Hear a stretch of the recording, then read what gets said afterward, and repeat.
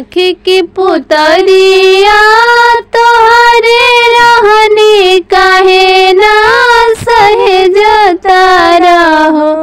आए पापा कौन कसुर हम कोई नेतायन का घरवा भेजता रहो।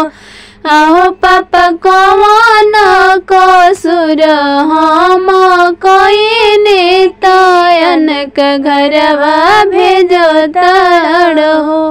किया हो पापा कौन कारणवा बेटी तेजता रयन का घरवा भेजता रहो। पने दुआरिया से कोइला बहरिया कहे का दुलार कोइला हो।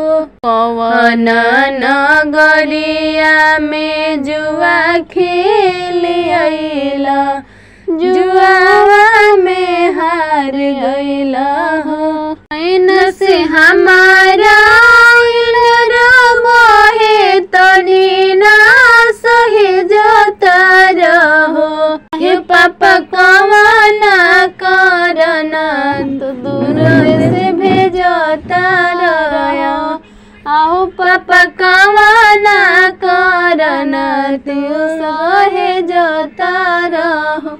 हो पापा कौन कारण बेटी बेचता राम के दूर भेजता रहो।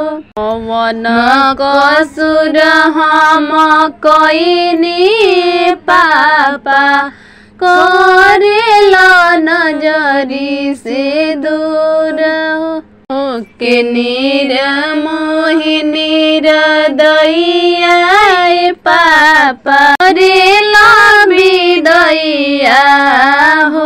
हो पापा कौन कारण बेटी भेजता रयन का घरवा तेजता रहो। आँखी के पुतरिया तुहरे रहने दियावा दुलारी रहने हो। क्या है पापा कौन कारण बेटी बेचता रहो।